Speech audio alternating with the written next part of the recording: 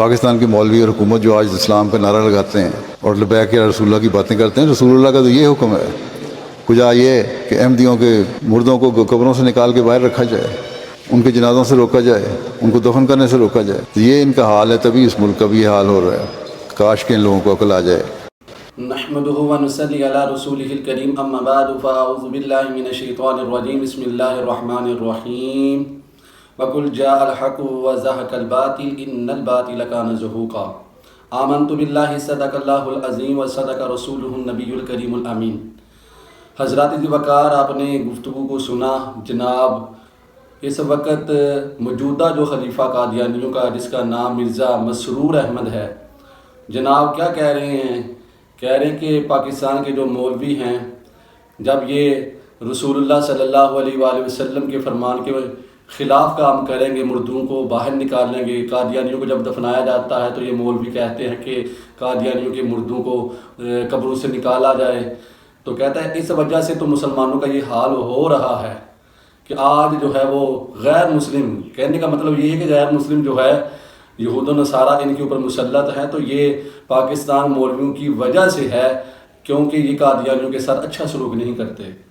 حضرات وقار، یہ تو ہم بتائیں گے کہ آپ کو کہ جب آپ جاتے ہو نا یہود و نصارہ کی جھولیوں میں بیٹھتے ہو اور جا کے شکایتیں لگاتے ہو مسلمانوں کی، اور کبھی ٹرمپ کو بتاتے ہو، کبھی جناب والا نیتن یاہو کو بتاتے ہو، یہ تو ہم حساب پورے کریں گے، کیونکہ آپ کا مسلمانوں کے ساتھ کوئی لینا دینا نہیں. وہ تو انشاءاللہ ہم بتائیں گے، کیونکہ اس وقت جو امت مسلمہ ہے وہ حالت جنگ میں ہے. تو انشاءاللہ آپ کے ساتھ جو ہے ہم پورا حساب و کتاب لیں گے کہ جو لوگ آپ کر رہے ہو اور مسلمانوں کے خلاف سازشیں کر رہے ہو، یہ تو سارے جو ہے حساب و کتاب ہوں گے. لیکن جو پہلی بات آپ نے کی ہے کہ آپ یہ کہتے ہو کہ قادیانیوں کے جو مردے ہیں وہ مسلمان جو ہے وہ قبروں سے نکال دیتے ہیں، تو شرم آنی چاہیے آپ لوگوں کو کہ جب آپ مسلمانوں کی زمینوں پہ قبضے کر کے اپنے مردوں کو دفناؤ گے تو پھر تمہارے مردوں کو کون دفن ہونے دے گا؟ تمہارے مردوں کو مسلمانوں کی قبروں میں جگہ نہیں ملے گی، اپنی جگہ خود خریدو. تم یہ چاہتے ہو کہ مسلمانوں کے قبرستان کے اندر تمہارے مردوں کو دفنایا جائے؟ یہ مسلمانوں کی قبرستان ہے، تمہارا کیا لینا دینا؟ تم مسلمان ہو تو تمہیں دفنایا جائے نا، تم منافقین ہو. اور یہ بات میں اپنی طرف سے نہیں کہہ رہا. اٹھائیں حضرات وقار بخاری شریف، اور اس کی نمبرنگ ہے 4672.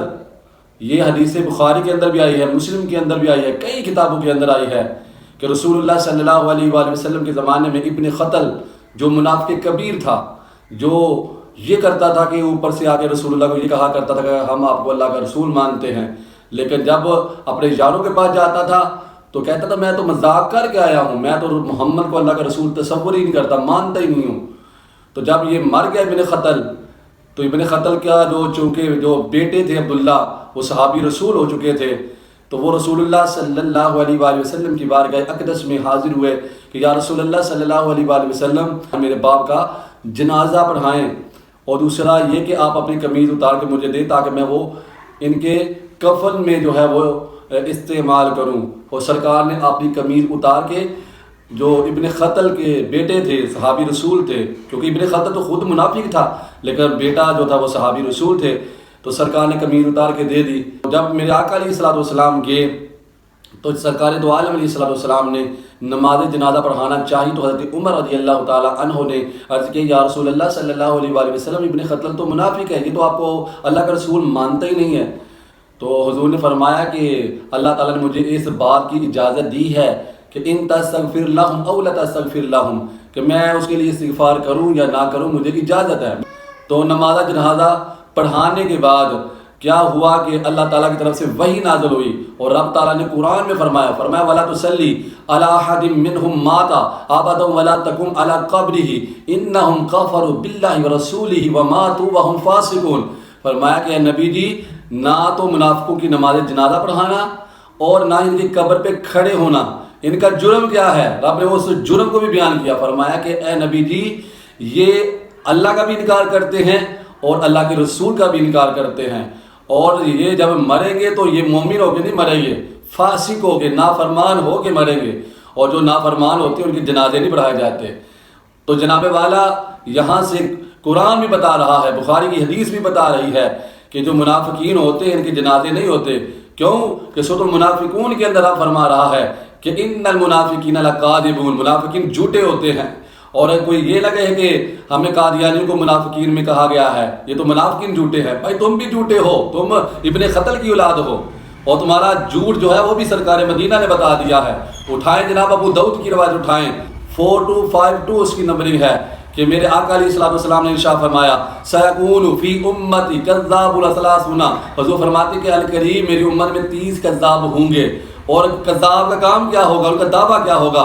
حضور فرماتے کلہم یزعم انہ نبی، 30 جو کذاب ہوں گے نا ان میں سے ہر ایک یہ دعویٰ کرے گا کہ وہ اللہ کا نبی ہے، لیکن حضور فرماتے وانا خاتم النبیین لا نبی بعدی، حضور فرماتے ہیں کہ میں آخری نبی ہوں، میرے بعد کوئی نبی نہیں آئے گا۔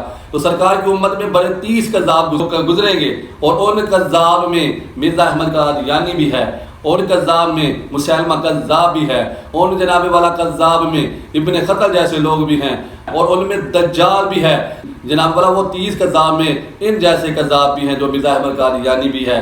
تو حضرات ذی وقار حضور فرماتے ہیں کہ یاد رکھنا کہ وہ دعویٰ تو یہ کرتے ہیں کہ وہ اللہ کے نبی ہیں، لیکن وانا خاتم النبیین، حضور فرماتے ہیں میں آخری نبی ہوں، لا نبی بعدی، میرے بعد کوئی اور نبی نہیں ہو سکتا۔